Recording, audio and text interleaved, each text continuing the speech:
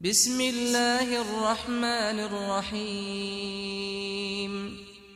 أفلا يتدبرون القرآن أم على قلوب أقفالها Do they not reflect on the Quran, or are there locks upon their hearts? What is this verse trying to tell us? The purport of this verse could be understood only in the context of the previous verses which are mentioned. فَهَلْ عَصَيْتُمْ إِن تَوَلَّيْتُمْ أَن تُفْسِدُوا فِي الْأَرْضِ وَتُقَطِّعُوا أَرْحَامَكُمْ. What if you find authority and you do corruption on the earth and cut relations with your relatives? أولئك الذين لعنهم الله فأصمهم وأعمى أبصارهم. These are those that Allah has cursed, has rejected, and have blinded and deafened. أفلا يتدبرون القرآن أم على قلوب أقفالها. Do they not make tadabbur in the Quran, or there are locks on the heart? Now the first thing that the verse is trying to tell us is that if you are corrupt, if your action is evil, a lock would come upon your heart, and then you do not understand anything.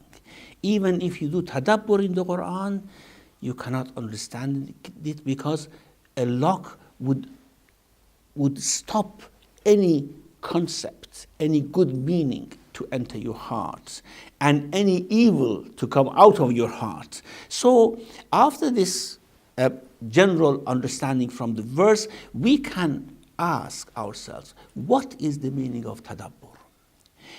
Did they not, the mushrikun or the hypocrites at the time of the Prophet, did they not make tadabbur in the Quran? Did they not think about it? Did they not analyze it? They analyzed it, they wanted to find fault with it. So that is not tadabbur. Yes, of course, they did all these things, but tadabbur is a type of reflection, is a type of contemplation which thinks about the consequences of things. As tafakkur is a type of reflection and contemplation which gives us the causes of things. Now when we do tadabbur in the Quran, this Quran would lead us to certain conclusions. But this is only for pure hearts. For evil hearts, this would not happen. Therefore, what we can learn, inshallah, we are not evil and we want to do tadabbur in the Quran. What we can learn from this is that by reciting the Quran, we have reflect in it in a way that it leads us to certain wise conclusions. It should lead us to wisdom. And this is only possible if the heart is not corrupt, if our actions are not corrupt and evil. Otherwise, the Quran cannot help us. Now, the third question that we ask about this verse is that, who are these people who have locks on their hearts? I think in the context of the verses, it became very clear. These were the munafiqun, these were the hypocrites in Medina who were actually claiming to have faith, but they did not understand anything from the Quran but a voice. They could not have tadabbur in the Quran. They could not understand what the Quran is trying to tell them. And therefore, if we have such an attitude of hypocrisy, if our faith is just a turf of confession without anything behind it, without any good intention behind it, then of course it is not possible to have that tadabbur, and the locks will come and close the heart. What is the meaning of lock? What is this lock which goes on the heart?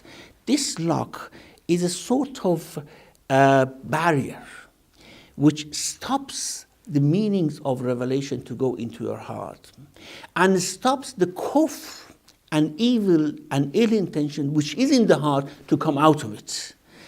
These locks come when corruption is the prevalent attitude of a person.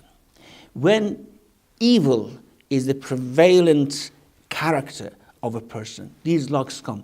Of course, the Quran says all through that Allah is the one who puts lock on the heart, who put seals on the heart, because Allah has made this law in the human nature, that if you are evil, you cannot understand anything which is good. If you are good, you are not attracted to evil. This is the sunnah of Allah subhanahu wa ta'ala. And therefore Allah attributes it to himself that he has done this. But of course, the lock is there because the evil intention, because the acts which bring corruption are there. How can these locks be opened? Well, it is easy and it is hard. It is hard because as long as we are immersed in corruption, we cannot even think about opening these locks. It is easy if we decide to break these locks. Then, of course, by tadabbur in the Quran, by thinking about the philosophy of life. One very important thing is that we think about many things in this world. We unravel many enigmas and many secrets of the creation, but we don't think about the philosophy of the creation. We don't think about philosophy of life. By thinking about philosophy of our life, why are we here? How long this is going to last? Why should we engage in this play that everyone is doing, taking a role in this life without any purpose? These are the thoughts about the philosophy of life. By thinking about this philosophy, these locks will be broken, and it is easy if there is intention there. There is one hadith from Imam JAFferys alayhi salam who said, "Inna laka qalban wa masami'." You have a heart, and this heart has ears. وَإِنَّ اللَّهَ إِذَا أَرَادَ أَنْ يَهْدِيَ عَبْدًا فَتَحَ مَسَامِعَ قَلْبِهِ.